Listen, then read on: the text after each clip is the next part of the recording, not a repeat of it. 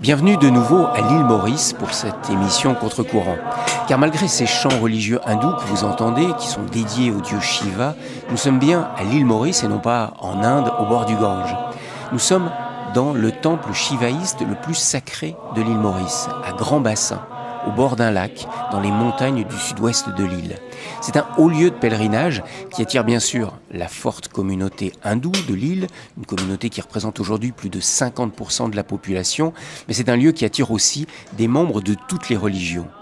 Car vous allez vous en rendre compte aujourd'hui, l'interreligieux à l'île Maurice est parfois, pour nous occidentaux, très surprenant. Satish Dayal, le grand prêtre de ce temple shivaïste de Grand Bassin, nous accueille à quelques mètres seulement du Saint des Saints dans lequel se déroule une puja, une cérémonie autour du lingam de Shiva.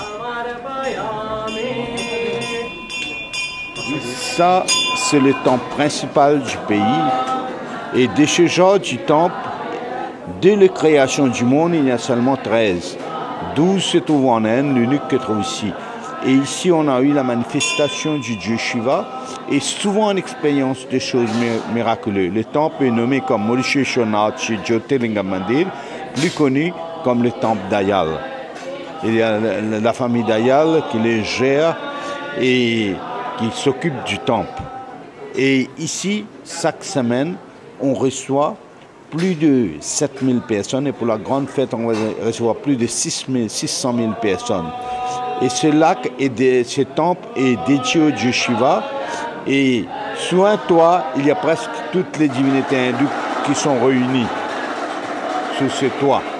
Et puis, ce temple, dès qu'il est dédié au dieu Shiva, en d'autres mots, ça vous appartient aussi. C'est l'unique temple du monde où il y a toutes les communautés, toutes les cultures, toutes les langues se rencontrent ici. C'est-à-dire que si je suis chrétien, si je suis musulman, je suis le bienvenu dans ce temple? Oui, tout le monde sont bienvenus. Dieu pour nous tous, nous croyons sur un seul Dieu, Dieu Shiva le suprême, et Dieu prend n'importe quelle forme pour n'importe quelle religion, pour n'importe quelle communauté, pour n'importe quelle race, et ce temple, c'est dédié à toutes les créatures du monde, les plantes, le feu, le fleur et l'homme. Ça veut dire vous aussi, qu'importe quelle religion, qu'importe quelle culture, qu'importe quelle race que vous appartenez, ça vous appartient tout.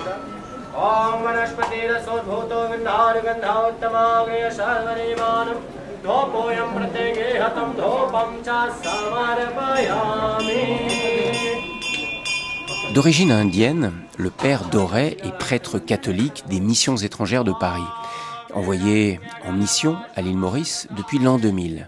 Alors avant de nous faire découvrir sa paroisse et le sanctuaire dédié à Notre-Dame de Vilankani, Notre-Dame de Bonne Santé, qu'il a construit il y a 4 ans, le père Doré a souhaité que l'on s'arrête dans son ancien village, à 3 boutiques, pour nous montrer un exemple de cohabitation entre hindous et chrétiens. Quand j'étais ici comme curé, depuis 2001 jusqu'à 2007, c'est arrivé ici. Pour moi, c'est très intéressant pour moi, parce qu'il y a un temple juste à côté. Ce temple, c'est pour le groupe de Tamoul. Et puis, le prêtre hindou qui habite juste dans le même bâtiment, appartient pour la fédération Temple Tamoul. Et il m'a invité un jour dans la paroisse, quand je suis là ici, il m'a invité pour bénir la grotte pour la Vierge Marie qu'il a construite sur le mur de Fédération Tamoul. Alors c'est lui qui a choisi de construire ce que vous appelez une grotte. C'est une petite chapelle minuscule dans laquelle se trouve une statue de la Vierge, une statue du Sacré-Cœur, je vois. Il y a des gens qui peuvent venir mettre des bougies devant avec quelques fleurs. C'est un petit hôtel en fait, qui est catholique. Et c'est ce prêtre hindou qui a choisi de construire ça. C'est lui qui a choisi et construit à son intérêt. Ça veut dire qu'il voulait faire quelque chose pour la Vierge Marie. Et vous avez accepté de venir bénir ce lieu? Exactement, je suis accepté volontairement pour bénir, parce que lui et moi, nous sommes tous ici, travaillant pour le bien de la communauté. Donc je suis venu, j'ai considéré lui comme mon frère, donc je suis venu tout de suite avec un groupe de chrétiens. Donc on a fait une petite cérémonie de la bénédiction. Donc c'était très bien. Il était très content. Alors ici cohabitent, on le voit hein, tout autour de nous, des Indiens, ici il y a un Chinois qui habite, il y a beaucoup de religions. C'est un groupe très mélangé, il y a des hindous, mais dans les hindous il y a des Indiens qu'on appelle qui sortent du nord de l'Inde, origine du nord de l'Inde, il y a aussi des Indiens qui sortent du sud de l'Inde, qu'on appelle Tamouls. Donc, ici ce sont des Tamouls. Le Koil c'est pour Tamouls. Alors pourquoi, Père Doré, il vous semble important ici, tout particulièrement à l'île Maurice, d'être impliqué dans le dialogue interreligieux? Mais c'est très important parce que tous les différents groupes de religions, on vit ensemble. Donc quand on vit ensemble comme frères et sœurs, on ne peut pas d'autrement. Donc il y a vraiment une grande fraternité qui existe entre nous. On ne peut pas faire autrement que de vivre ici en paix. C'est déjà, Jésus est venu pour unifier tout le monde, donc nous vivons vraiment dans l'unité.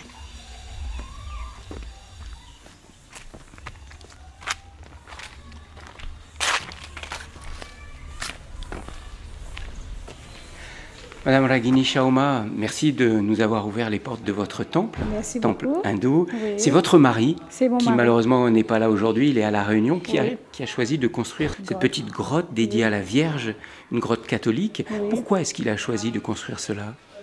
Parce qu'il est une prêtre, il aimait de faire la prière dans toutes les religions. Parce qu'à Maurice, il y a toutes les religions. Ben, nous, considérons toutes les religions, c'est pareil, c'est la prière, c'est la prière. Non plus seulement pour les catholiques, mais toutes les personnes aiment prier la Vierge. Mais à cause de ça, il a mis ça devant... Contre votre maison, hein, vraiment. C'est ça, c'est notre maison. Pour que toutes les personnes aient pour faire la prière. Donc ça veut dire que la communauté tamoule, qui est de religion hindoue, quand elle vient ici, parfois il prie devant la grotte de la Vierge. Toutes les personnes viennent, quand il vient dans la grotte, ici dans le temple, ben, il allait toujours là-bas aussi pour allumer une petite bougie et faire la prière pour les mamans. Votre mari, qui est prêtre hindou, connaissait la Vierge de Velankani en Inde? Certainement, oui, pour l'Inde, il savait là-bas. Et ici aussi, souvent des fois, on part pour faire la prière, c'est coach militaire. Là où est le Père Doré actuellement? C'est ça. Et où il y a la Vierge de Velankani? Oui, là-bas aussi. Et vous montez là-haut pour prier aussi? Certainement, oui. Oui. Et on aime de faire la prière dans toutes les religions, parce que tout c'est sincère.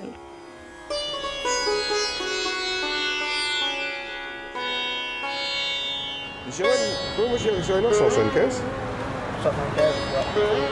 175. Et je connais un petit problème là. Pour bien prendre silicone, parce que ça va sur ça, il y a son sapeur. Parce que c'est qui va me battre. Mettez un peu plus court. Il y a une distance où ça ne met des points, il y a pour appuyer. Ok? Laval Murden, nous nous trouvons dans le sanctuaire Notre-Dame de la Bonne Santé, qui est un lieu de dévotion pour la Vierge de Velankani. Vous êtes créole, paroissien catholique de cette paroisse. Qu'est-ce qui a changé dans votre paroisse depuis 3 ans, depuis qu'il y a eu l'ouverture de ce sanctuaire? On peut dire qu'auparavant, la paroisse considérée comme une paroisse pauvre. Il n'y avait pas de monde qui venait ici et c'était la routine, quoi. Il n'y avait que les catholiques qui venaient dans l'église à côté. Dans l'église pour les messes le samedi et les dimanches. Maintenant, avec l'arrivée de la Vierge de Velankani ici dans la paroisse, depuis 2010, plus précisément le 5 septembre 2010, que cet sanctuaire a été béni par l'évêque du diocèse, Monseigneur Maurice Piat, ça a été le grand changement pour cette paroisse. Il y a des gens de toutes religions qui viennent ici tous les jours pour prier Marie et pour demander des grâces. Là, on est un jour de semaine et puis il y a déjà, là devant nous, il y a 30 personnes qui sont là. Comme vous voyez, nous sommes des enfants, des femmes, des personnes âgées, des jeunes, il y a vraiment de tout. Et il y a beaucoup d'hindous qui viennent prier ici? Il y a beaucoup d'hindous qui viennent prier ici. Il y a beaucoup d'hindous qui viennent ici pratiquement presque tous les jours et pour des neuvaines, pour des prières, pour dire merci aussi, parce qu'il y a beaucoup de gens qui ont eu beaucoup de grâce ici. Beaucoup de guérisons ici. Beaucoup de guérisons dans cette sanctuaire. Ouais. Mais alors ce lieu n'est pas réservé qu'aux catholiques. Il y a vraiment des gens de toutes les religions qui viennent, ou ce sont surtout des hindous, parce que la Vierge de Velankani, c'est une Vierge qui est très vénérée par les chrétiens du sud de l'Inde. Non, c'est pas réservé, hein. C'est ouvert à tout le monde. C'est ouvert à tout le monde de toute communauté, toute religion. Et oui, comme vous le dites vous-même, c'est une Vierge qui était à Paris, en Inde, en Velankani. Et c'est arrivé ici en 2010. C'est vraiment la grâce pour cette paroisse. Et alors les créoles, comment est-ce qu'ils réagissent? C'est une grâce pour les créoles aussi, parce que apparemment la Vierge est pour tout le monde. La Vierge est universelle, quoi. Et ça vous gêne pas, vous, que les hindous viennent vénérer ici la Vierge Marie? Au contraire, c'est une grâce pour nous les catholiques, d'accueillir nos frères de toute communauté chez nous. Bonjour messieurs, dames. Bonjour. Est-ce que je peux savoir pourquoi vous êtes venus ici, dans ce lieu de pèlerinage? On est là pour faire prière pour nos enfants et on croit en Dieu. Vous êtes venu présenter la petite fille? Ah oui, la petite, c'est la première fois qu'il vient là. Oui. Il a presque 3 mois et on était venu avant quand elle était enceinte. Et là, on est venu après. Donc vous êtes venu remercier? Remercier, voilà. Parce que tout s'est bien passé, l'accouchement s'est bien passé. Tout s'est bien passé. Et pour votre grand-fils aussi. D'accord. Et vous êtes hindou, vous êtes chrétien? Oui, hindou. Nous sommes des hindous. Oui. Et pour vous, c'est traditionnel, c'est facile de venir prier dans un lieu chrétien? Oui, c'est facile, c'est normal, comme tout le monde prie. Ouais. Ici, quelle que soit la religion, les gens viennent prier la Vierge Marie? Oui. Ouais. C'est un seul Dieu. Il y a un seul Dieu? Oui, un seul Dieu pour tout. Et alors pourquoi est-ce que vous venez prier ici, cette Vierge, plutôt que d'aller prier, je ne sais pas, Durga ou Kali dans un autre temple? On a prié tout. On prie tout. On fait dans l'église, dans le mandir, on fait ici aussi. Dans les temples hindous, les mandirs, oui. On fait ceci, parce qu'on a confiance en Dieu, on a confiance en cette maman. Et comment vous l'appelez, cette maman? Enfin, je lui dis maman même. Maman même, oui. Maman même. Sinon, Thierry, pratiquement toutes les personnes qui viennent ici, elle l'appelle maman même. Oui, maman même. Merci beaucoup. Et puis, je souhaite une bonne santé à ce joli bébé. Merci. Au revoir. Au revoir. Ô Vierge Marie, Notre-Dame de Velankani, guéris-moi. Ô Vierge Marie, Notre-Dame de Velankani, protège-moi. Ô Vierge Marie, Notre-Dame de Velankani, guide-moi. Au nom du Père, et du Fils, et du Saint-Esprit. Amen. Père Doré, pourquoi est-ce que vous avez décidé de fonder ce sanctuaire de Notre-Dame de Bonne Santé? Quand je suis venu ici, l'évêque m'a nommé comme curé de la paroisse de quartier militaire Saint-Léon. J'étais pour la visite de différents lieux de culte de la paroisse. Donc, je suis arrivé ici fin de 2007 et puis 2008, j'étais là pour visiter chaque maison de la paroisse et chaque village. Donc, quand j'étais à la village qui s'appelle Espérance, et j'ai trouvé une toute petite photo de Notre-Dame de la Bonne Santé à la chapelle. J'ai demandé les gens qui est là dans la photo, c'est quoi ça? Donc les gens sont dit seulement les noms. C'est Notre-Dame de Velankani. Ou bien pour dire Notre-Dame de la Bonne Santé. Alors j'ai demandé quelle est l'histoire. Mais personne ne connaît la vraie histoire. Et vous la connaissiez? Donc comme je sors de l'Inde où il y avait, et c'est arrivé dans le pays, moi je sors de là, alors je l'ai expliqué. Les gens, un dimanche, pendant la messe, je l'ai expliqué. Voilà la vraie histoire de Notre-Dame de Velankani. Donc, quand j'ai expliqué tout cela, les gens, ils étaient tellement émus et ils voudraient construire une grotte à côté de leur chapelle. Alors, je dis, pour construire une grotte, c'est pas votre idée, c'est pas mon idée, ça doit être la force vive qui doit décider. Force vive, ça veut dire, c'est tous les chrétiens ensemble de la paroisse. C'est ça la force vive. Donc, on a décidé à le faire ici. Mais alors, beaucoup de gens et beaucoup d'hindous viennent ici. Et c'est ce qui est très particulier. Il y a un succès énorme. non seulement les catholiques viennent prier, mais aussi les hindous. Oui, c'est tout à fait. Parce que c'est la Vierge, c'est la qu'on appelle maman. La maman du ciel qui est descendue d'être maman de toute l'humanité. Donc Jésus même, il a offert sa maman d'être notre maman. Donc elle attire ce qu'elle veut. Tout le monde sont attirés ici. Il y a sans distinction et tout le monde vient ici. Mais vous imaginiez, quand vous avez créé cette grotte avec cette statue de la Vierge, qu'il y aurait autant d'hindous, voire de musulmans qui viendraient ici? Ça a été mon confiance. Vraiment, j'ai eu la confiance. Cette Vierge, partout dans le monde où elle était installée, il y a beaucoup de monde, beaucoup de monde, beaucoup de monde. La vie catholique, elle dépend des banques. Eh, c'est une assez. Oui, c'est une assez. Jean-Pierre, vous êtes un paroissien de cette paroisse Saint-Léon, ici à Quartier Militaire. Qu'est-ce qui a changé dans cette paroisse depuis que le Père Doré est arrivé? Je crois que le Père, lui, a su mettre tout le monde en confiance. Il a su comment mettre Jésus-Christ au centre de la foi de tout un chacun.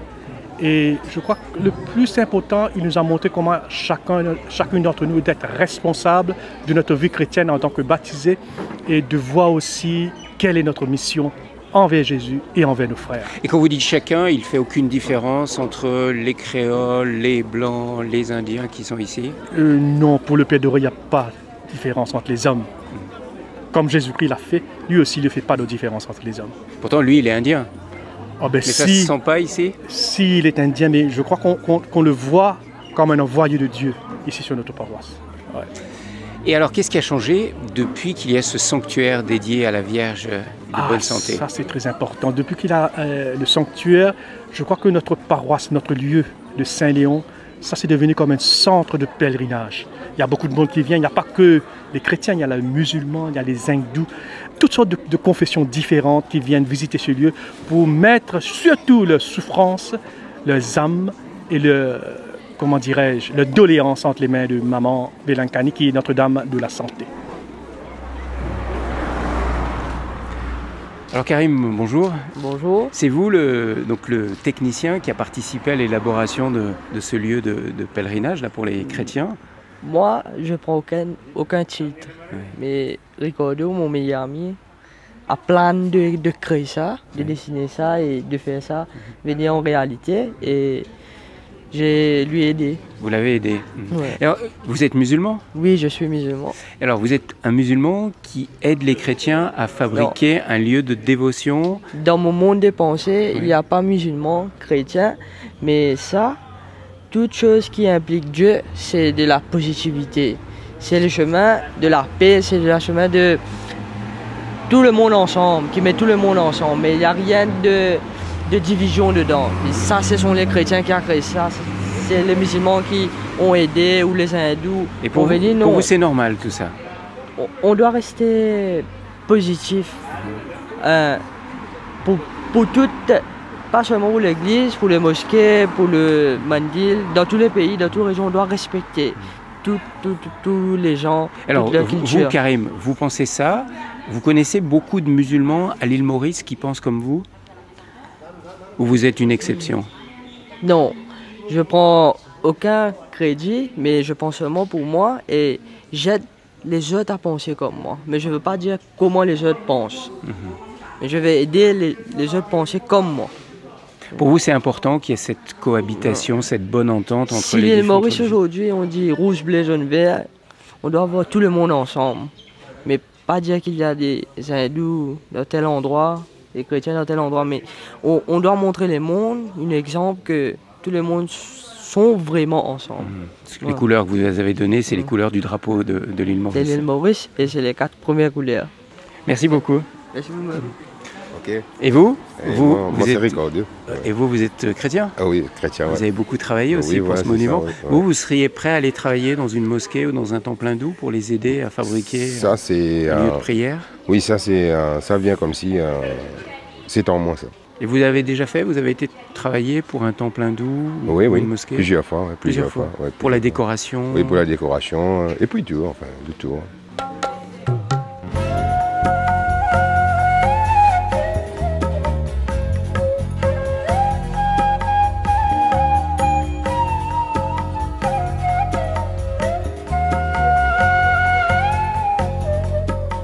Monseigneur Maurice Piat, depuis 2010, le sanctuaire dédié à Notre-Dame de Velankani, créé par le Père Doré et les paroissiens de l'église Saint-Léon dans le quartier militaire, ce sanctuaire attire de plus en plus de monde, des chrétiens mais aussi des hindous. Qu'est-ce que vous pensez, vous, de ce sanctuaire ?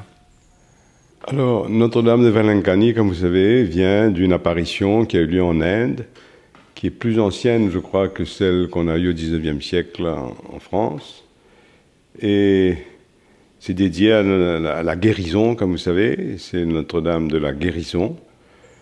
Et elle attire beaucoup de monde en Inde. Et quand il m'a demandé s'il pouvait avoir un sanctuaire, je n'ai pas vu pourquoi on empêcherait celui-là et qu'on permettrait Lourdes ou la Salette ou Fatima, qui sont des lieux dits. Alors là-bas, les gens sont attirés, c'est vrai, par un désir de guérison souvent un peu immédiate. Mais en même temps, c'est complexe et c'est mélangé. Les gens ont besoin surtout d'être écoutés. Et c'est ça que je recommande au Père Doré, je crois qu'il le fait, qu'il faudrait le faire davantage encore, que les personnes qui viennent, qui prient, soient écoutées, qu'elles soient hindoues, chrétiennes ou pratiquantes ou non pratiquantes, parce qu'ils portent des choses difficiles dans leur souffrance. Et vous savez, quand on est ici, je remarque ça beaucoup, quand on est malade, on est très vulnérable à toutes sortes d'influences magiques, superstitieuses, qui rendent l'épreuve encore plus lourde. Alors les personnes ont besoin beaucoup d'être écoutées. Si ça peut être un lieu qui fait surgir une parole sur la maladie, sur la souffrance, et que cette parole puisse être écoutée, je crois que ça vaut la peine.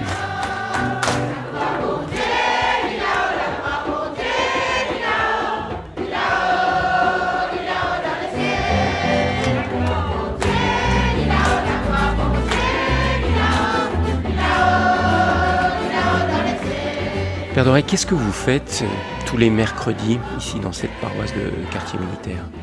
Et tous les mercredis, je reçois des gens qui viennent ici pour la prière, à la même temps pour raconter leurs problèmes, leurs difficultés. Ils cherchent de prière et la bénédiction de prêtres. Donc je reçois tous les mercredis pour une rencontre personnelle. Ce sont des gens qui viennent grâce à cette dévotion qu'il y a de Notre-Dame de Velankani? Cette dévotion, ça c'est sûr. Mais à la même temps, bouche-oreille, c'est les gens qui parlent ce qui se passe ici. En écoutant cela, ils voudraient rencontrer quand même le prêtre. Et ces gens qui viennent sont quoi, catholiques ou hindous? Non, ils sont mélangés, très mélangés. Ils sont catholiques, ils sont hindous, ils sont musulmans, mais même il y a des protestants. Et qu'est-ce qu'ils vous disent en général? Qu'est-ce qu'ils vous demandent en général, quand ils viennent déjà avec un désespoir dans leur vie, à cause de leurs problèmes familiaux, d'autres problèmes dans la société, dans le village et dans le voisinage. Mais tous ces problèmes-là, c'est difficile pour eux dans la famille et personne ne pourrait écouter dans la famille. Donc, tout d'abord, psychologiquement, ils veulent que quelqu'un les écoute. Donc, ma ministre était, dès le début, après mon ordination en Inde, ma ministre était toujours la ministre de l'écoute. Ils ont besoin de quelqu'un à les écouter. Donc voilà, quand j'écoute, après on va prier par l'inspiration, ce que le Dieu qui me demande à le dire, je vais dire.